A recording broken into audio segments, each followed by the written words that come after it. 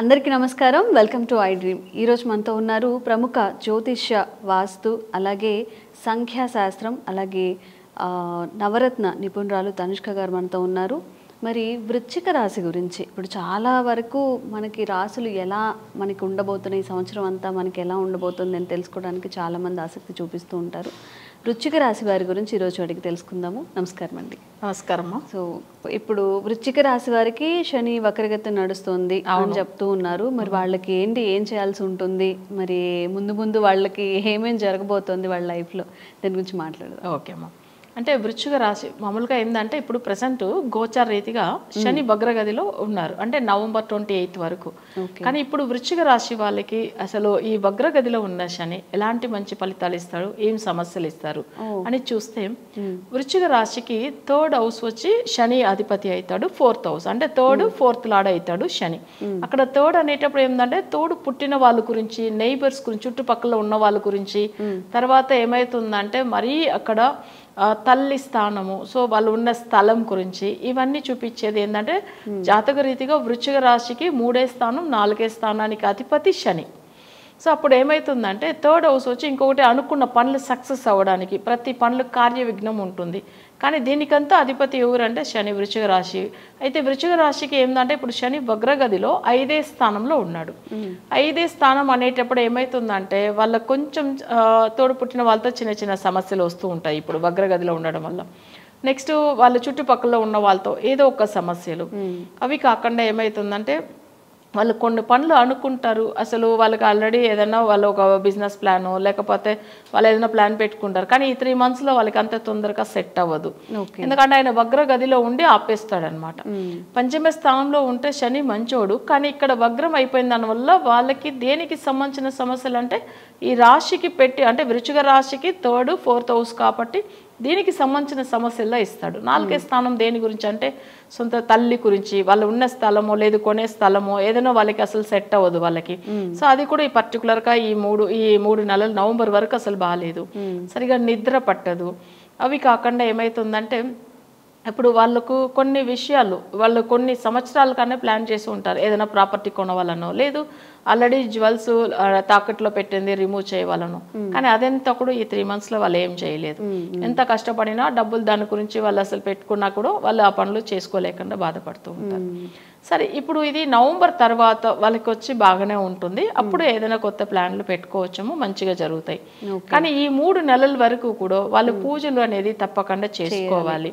So వాళ్ళు ఎలాంటి పూజలు చేసుకుంటే మంచిది అట్లానంటే, ఇప్పుడు శనికి సంబంధించింది వక్రగతిలో ఉన్నప్పుడు డైరెక్ట్గా శనికి పూజలు చేయకూడదు అని చెప్తూ ఉంటాము. శనికి అధిదేవత పూజలు చేసుకోవచ్చు. అది కాకుండా వృశ్చిక రాశికి జనరల్గా అధిపతి ఏంటంటే కుజుడు. కుజుడికి అధిదేవత సుబ్రహ్మణ్య స్వామి. కానీ ఆయనకు సంబంధించిన తిథిలో శని ఒక పూజలు చేసుకోవడం వల్ల మంచిగా జరుగుతాయి. ఎందుకంటే ఆయన రాశికి ఆయన పంచమ స్థానంలో వక్రం అయిపోయి ఉన్నారు, 3rd 4th లార్డ్ అనేటప్పుడు. కానీ వృశ్చిక రాశికి ఇక్కడ ఏమవుతుందంటే ఈ శని ఒక ప్రభావం తక్కువ అవుతుంది అనమాట. అంటే వృశ్చిక రాశికి అధిపతికి చేయడం వల్ల కూడా ఈ శని ప్రభావం తగ్గిపోతుంది. అది కూడా 3 months చేస్తే చాలు. ఈయన శని వచ్చి తర్వాత నవంబర్ తర్వాతలోంచి మనం పెద్దగా పూజలే చేయకపోయినా పర్వాలేదు, బాగానే ఉంటాడు, మంచి ఫలితాలే ఇస్తాడు. ఎందుకంటే ఆయన పంచమ స్థానం అంటే పెద్ద దోషం ఏం లేదు, బట్ మీనంలో ఆయన మంచోడే. అవి కాకుండా ఏంటంటే వృశ్చిక రాశికి కొంచెం సంచలం ఉంటుంది. సంచలం అంటే ఎక్కువ ఆలోచనలు. 5లో శని ఉంటే వాళ్ళకి కొంచెం మానసికంగా బాధపడుతూ ఉంటారు. దాని గురించి కొంచెం పంచమ స్థానంలో ఉన్న శని గురించి ఈ నవంబర్ తర్వాత కూడా ఆంజనేయ స్వామి పూజలు చేసుకోవడం మంచిదన్నమాట. ఆంజనేయ స్వామికి శనివారం, ప్రతి శనివారము ఆయనకు ఏంటంటే అసలు సింధూరంతో అర్చన చేయడము, లేకపోతే ఆయన అంటే వాళ్ళు ఎవరికైతే మరీ ఎక్కువ మానసికంగా బాధపడుతూ ఉంటే వాళ్ళకి ఏంటంటే స్వామి వారికి అభిషేకం చేసేసి ఆయనకు తమలపాకుతో దండ వేయడము, ఇవి 2 మంచిదన్నమాట. అది ఎప్పుడు నవంబర్ తర్వాత. ప్రజెంట్ అయితే తనకు సుబ్రహ్మణ్య స్వామి గురించి చేయడము చాలా మంచి 3 months వరకు. సో వాళ్ళు అట్లా ఒకవేళ సమస్యలు ఎక్కువ ఉండే వాళ్ళు మరీ ఎన్ని పూజలు చేసినా బాగలేదు అంటే అప్పుడు ఒక్కసారి జాతకం పరిశీలన చేసి దాని తర్వాత ఫాలో అవుతే మంచిగా ఉంటే చేసుకుంటే బాగుంటుంది. ఓకే, ఇప్పుడు చాలా మందికి మానసిక సమస్యలు కూడా ఉన్నాయి. అవును, ఎంత డబ్బులు ఉన్నా కానీ వాళ్ళకి ఏంటంటే నాకు ఇంత డబ్బులు ఉన్నాయి కానీ నాకు మనశ్శాంతి శాంతి కూడా లేకపోతున్నానని చెప్పి, దానికి ఏమైనా పరిష్కారం ఉంటుంది మా. అయితే ఇందులో మనం వచ్చి ఇప్పుడు వృశ్చిక రాశి గురించి చూసాము. వాళ్ళకి పంచమ స్థానం అంటేనే అసలు మనశ్శాంతి గురించి. అయితే కొన్ని జాతకాలకు పంచమ స్థానంలో నెగిటివ్ గ్రహం ఉంటుంది. నెగిటివ్ గ్రహం అంటే ఇప్పుడు పంచమంలో వగ్రమై ఉండేదాని వల్ల ఇంత మానసిక బాధలు చెప్తాం. అలానే పంచమాధిపతి కూడా వగ్రం అవుతాడు. ఇప్పుడు ఫర్ ఎగ్జాంపుల్ వృశ్చిక రాశికి 5వ స్థానం ఎవరంటే గురు ఆల్రెడీ వాళ్ళకి 8లో ఉన్నాడు. ఇంకా అది అసలే మనశ్శాంతి లేదు వాళ్ళకి. ఇప్పుడు గోచార రీతిగా ఒక 1 year మీరు అన్నట్టుగా అన్నీ ఉంది, కానీ మానసిక బాధలు ఎందుకు వస్తుందంటే పంచమ స్థానం అనేటప్పుడు అలానే చంద్రుడు దానికి కారకుడవుతాడు.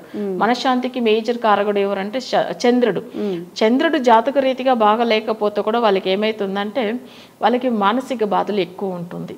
అందులో ఏంటంటే ప్రతి పౌర్ణమి టైమింగ్లో ఇంకా సమస్యలు ఎక్కువగా ఎదుర్కొంటారు వాళ్ళు. సో ఇక్కడ వృశ్చిక రాశిలో చంద్రుడు నీచం కూడా అవుతాడు. సో దానివల్ల కూడా ఎక్కువ మానసిక బాధలు ఉంటుంది. ఇప్పుడు వాళ్ళకి గోచార రీతిగా ఏమవుతుందంటే ఈ శని వగ్రం ఒకటి మేజర్ పంచమ స్థానంలో ఉండడం ఒకటి, పంచమాధిపతి 8లో అస్తమించి ఉన్నాడు, అది ఒక రీజను. 2 విషయాలు కూడా వాళ్ళకి మానసిక బాధలు ఎక్కువ ఉంటుంది. సో దీనికి రెమెడీస్ ఉంటుంది, కానీ ఏంటంటే మనం పర్టికులర్గా నేను చెప్పిన స్వామి వారి గురించి చేసుకోవచ్చు, లేకపోతే చంద్రుడికి సంబంధించిన పౌర్ణమి తిథిలో చేసుకోవచ్చు, లేకపోతే సోమవారం రోజుల్లో సో ఉదయం 6 to 7 కానీ లేదా నైట్ 8 to 9 కానీ చేసుకోవచ్చు. ఓకే, కొంతమందికి పెళ్లి విషయంలో అసలు చాలా పెద్ద సమస్య, అంటే ముందుకు వెళ్ళాలా వెనక్కి వెళ్ళాలా, సంబంధాలు వస్తూ ఉంటాయి పోతూ ఉంటాయి, మరి అలాంటి వాళ్ళు ఏం చేయాల్సి ఉంటుంది? అంటే ఇప్పుడు మనం వృశ్చిక రాశిని కాకుండా కామన్గా వచ్చి పెళ్లి విషయం ఒకటి సబ్జెక్ట్ తీసుకుంటే వివాహానికి చాలా ముఖ్యమైన గ్రహం ఎవరు అంటే శుక్రుడు, తర్వాత 2nd లార్డ్ అనే కుటుంబ స్థానం. కుటుంబ స్థానం అనేటప్పుడు 2nd హౌస్ మరీ నెగిటివ్ అయిపోతే ఏమవుతుందంటే వాళ్ళకి అసలు పెళ్లి సంబంధం సెట్ అవ్వదు.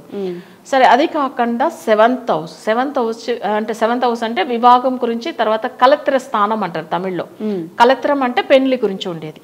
2nd హౌస్, 7th హౌస్, తర్వాత శుక్రుడు, ఈ 3 గ్రహాలు జాతక రీతిగా బాగుంటే వాళ్ళకి పెళ్లి అనుకున్న టైం అయిపోతుంది. ఇప్పుడు మొన్న కూడా మా క్లయింట్ ఒకరు, తనకు కూడా ఏంటంటే మంచి జాబ్ ఉంది, అన్ని ఆస్తులు బాగానే ఉన్నాయి, సో మంచిగా చదువుకుని బాగానే ఉన్నారు, అన్ని చూడడానికి బాగున్నారు, ఏజ్ 30+, ఇంకా పెళ్లి కాలేదు. వాళ్ళకి 2nd హౌస్లో మాంది గ్రహం ఉంది. సో దానివల్ల కూడా పెళ్లి ఆలస్యం అవుతుంది. ఎంత మంచిగా జాతక రీతిగా అన్ని బాగున్నా మీరు అన్నట్టుగా వాళ్ళకి 35 అయినా కూడా పెళ్లి కాకుండా చాలా మందిలో ఉన్నారు. అసలు అమ్మాయిలే కాదు అబ్బాయిలు కూడా అంతే ఉన్నారు. కానీ వాళ్ళు చూడండి జాబ్, మంచి జాబ్, అసలు వేరే కంట్రీలో ఉంటారు, కొన్ని అసలు చెప్పాలంటే వాళ్ళ ఫ్యామిలీ కూడా చాలా మంచి ఫ్యామిలీగా ఉంటుంది, కానీ అనుకున్న సంబంధం అనేది రాకుండా అయిపోతుంది. కొన్ని వాళ్ళే అసలు వద్దని చెప్పేస్తారు. రీజన్ ఏంటంటే వాళ్ళ లగ్నంలో మాంది ఉంటే వాళ్ళు తీసుకునే డెసిషన్స్ చాలా టైం పడుతుంది, అంటే వాళ్ళకి అంత తొందరగా డెసిషన్ తీసుకోలేకుండా పోతారు. తర్వాత 3rd హౌస్ వచ్చి డెసిషన్స్ గురించి, అంటే మనకు వచ్చి ప్రతి పనులు ఏది అనుకుంటామో అది సక్సెస్ అవ్వడం 3rd హౌస్. బట్ అక్కడ నెగిటివ్ గ్రహం ఉంటే కూడా క్లయింటే వాళ్ళు ఎవరైతే ఉన్నారో పెళ్లి విషయం గురించి వాళ్ళ చక్రంలో నెగిటివ్ హౌస్ 3rd హౌస్లో ఉంటే నెగిటివ్ గ్రహాలు వాళ్ళే కూడా డిలే చేస్తారు. వద్దులే నాకు ఈ సంబంధం వద్దు, ఇది వద్దు, అది ఇది ఏదో ఒకటి రీజన్ చెప్పుకుంటా వచ్చేస్తారు. బట్ ఇట్లా కూడా ఆలస్యం అవుతుంది వాళ్ళకి. సో ఇది జాతకం అనలైజ్ చేస్తే వాళ్ళకి ప్రాపర్ రెమెడీ ఇస్తే తప్పకుండా పెళ్లి అవుతుంది. థ్యాంక్ యూ అమ్మా. Thank you. And for more videos, please subscribe to iDream. Please subscribe to iDream. Please subscribe iDream. And please subscribe to iDream. For more videos, subscribe to iDream. please like, share and subscribe to the channel. Congratulations, iDream. Subscribe to iDream. Subscribe to iDream. So subscribe to iDream Media. iDream ki iDream team andarki huge congratulations. Please subscribe iDream Media. Please subscribe to iDream. Subscribe iDream. Please subscribe to iDream. iDream అంటే నా కళల ఛానల్ను subscribe చేసుకున్న నోరు తిరుగుతలేదు, మీరైతే గంట గుర్తు కొట్టండి. For more such videos, please subscribe to iDream. Subscribe to iDream. Please subscribe to iDream. Please subscribe iDream Media. Please do subscribe to iDream. Please subscribe to iDream Media. For best entertainment and information, please subscribe iDream. And don't forget to subscribe to iDream. తవ్వండి, తవ్వుతూనే శివలింగం. సరే దాన్ని అట్లా కప్పేసేయండి, చూపించదండి. Krishna is there. మూర్తి పూజ కాదు, సాక్షాత్ బ్రజేంద్ర నందన భగవాన్ ఉన్నారు మూర్తులు. ఏమీ ఆశించకుండా ఆరాధించే వాళ్ళు కూడా ఉన్నారా ప్రభుజీ? నిజమైన భక్తి అంటే మనకు తెలియదు కాబట్టి